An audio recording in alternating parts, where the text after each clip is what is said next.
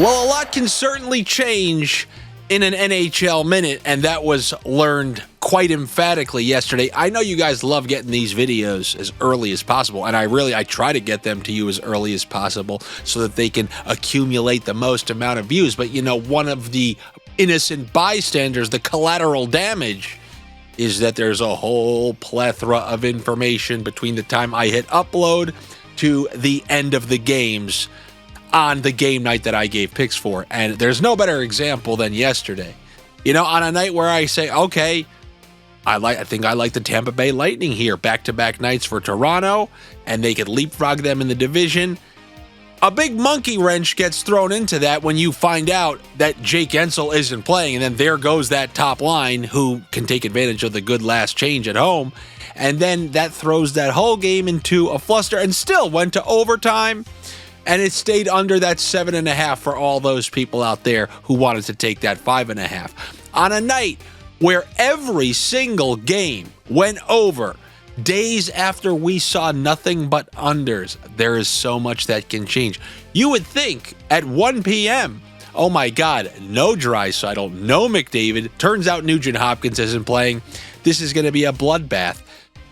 Then all of a sudden you find out Connor McDavid's playing.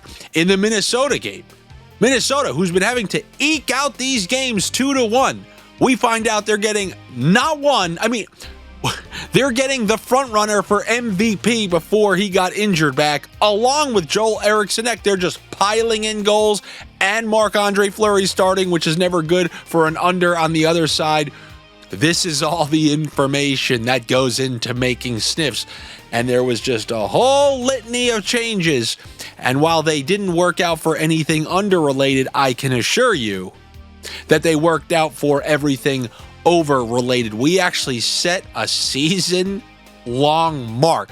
Like, all season, all the line combos, the best night of the season, as you can imagine, was last night. It was a plus 30 unit night. I mean, it shouldn't even be a surprise if you see some of those scores.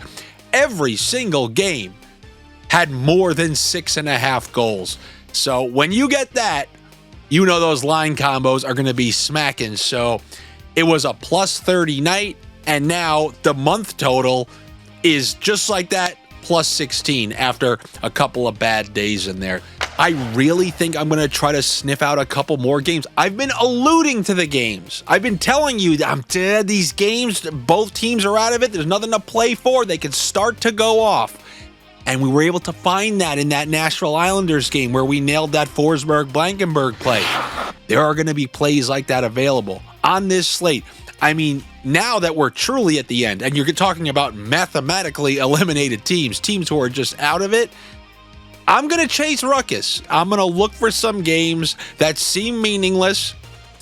You know, you want somebody to give you picks in the Jets-Stars game? Go find another video. I'm Ruckus hunting here on a Thursday.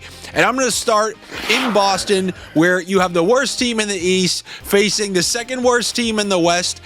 And I'm chasing some Ruckus considering Boston has been piling in goals these last couple of games. I know I mentioned it last game, and it was unbelievably unlucky that that top line actually was on the ice for like 3 or 4 goals, and Elias Lindholm had no points. But I want you to take a look at D.Pastrnak's game log over the last month or two. He is piling in points after an extremely slow start, too. Do you know I have his under 108.5 season point total? I took buckets on the unders. I was laughing. This guy's trying to get there. I think he's like 8 points or 9 points away. And I actually have to sweat this out. This guy is just pouring in points, especially since there's nothing to play for. Just get him on there. Let him start ripping shots. And I think a home game against the Chicago Blackhawks, you saw with the Penguins. I think the Penguins just beat them 5-0 at home. And I think something similar could be somewhat in order here. I'm going to go with D.Pastrnak, over 1.5 points, well into the plus money. If I was pricing this, I would put this at plus 105. So anytime there's that much but you know, my pizzeria is real stingy. You know, when you go to one of those offshore sports, where you're like, oh my God, Andy, they gave me the worst prices. Good. They're probably giving you honest prices, because I wouldn't give you anything more than a plus 105 on Pastrnak over 1.5 points, but we're getting way better than that. So I'm going to take that for Pastrnak. And then let's take those 2 points, and I'll give you 2 options. Take the 2 points for Pastrnak and both of his line mates, Geeky, Lindholm, or you can do the same thing that we did with Blankenburg, Forsberg, the 2 points for Pastrnak and the assist for Mason Lohrei, who's working the point on that power play. So I like Boston there. The question is Chicago going to contribute to this ruckus, or are they going to do what they did last game? Hopefully not. Let's go with a 2 for Pastrnak and 2 for Ryan Donato. That's plus 1,000 right there. If you're chasing ruckus, that's what allows you the multiple zeros in that thing that I know you love so much, those pirate parlays. So then let's move on from there. There is another, it looks like it's going to host ruckus, right? WrestleMania is pretty soon. Well, this is going to be the version on ice in Columbus, where they're taking on the Sabres. You've seen these Sabres games recently. This is my favorite part of the Sabres season, when they start pouring in goals, when they're way out of it, trading chances. You just need a good opponent. But they're scoring goals, and they're going into Columbus, where we know they score goals at home. Great ruckus recipe here. So I'm just looking around, seeing what I can get. I'm taking line combos on both teams. On the Buffalo side, you can give me Tuch and Zucker. That's a plus 200 right there. Give me the top line for Columbus. Marchenko, Jenner, Monahan. That's over plus 200. And then if we're chasing ruckus, give me the best forward on each team. 2 points for Tage Thompson, 2 points for Cyril Marchenko. That's over a plus 1,000. This is. I know this is what you want. If this is what you want, this is what you got. I see a potential other game like this. Not 100% certain, but I know that Ilya Sorokin left the last game against the Nashville Predators. So they're probably going to be playing their backup, Hogberg, who's really like the third, fourth string goalie, because Varlamov's out for the year, much to my chagrin. But now you have Hogberg going in there. You need to see some of his last starts. He came in relief. As soon as he came in last game, goals were going in left and right. Game before that, letting in every single shot against Carolina.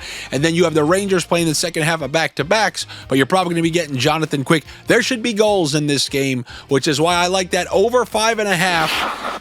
And then, look, there's obviously the assortment of line combo. On the Rangers side, you can do the Trocheck Panarin, you can do the Zibanejad Miller, and then on the Islanders side, how about that second line, who smacked all 2 points each last game? Pajot, Siplikov, Holmstrom.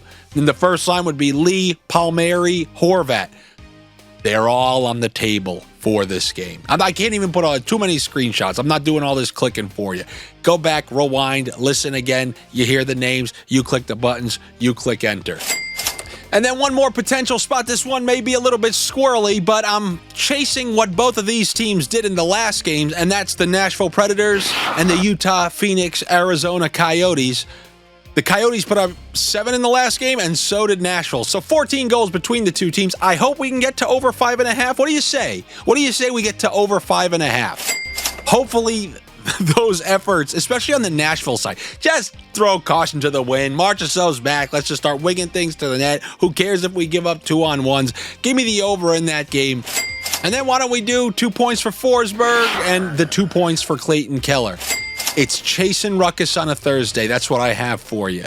Good luck to you. Better luck to me. If you like the sound of all these, this is just a little portion of the spreadsheet. We're going to be doing this for all the games, hoping to find more ruckus like we did yesterday. Is it going to be a plus 30? Is it going to reset the record 2 nights in a row? Probably not. But I don't know. I'm looking forward to it, and I hope you're looking forward to it too. I hope I see you guys over there on the Patreon. It's patreon.com/Andy Francess. If not, you want to know what's really free? It's the freest, and it brings about good sports betting karma. Liking this video, commenting all sorts of God knows what.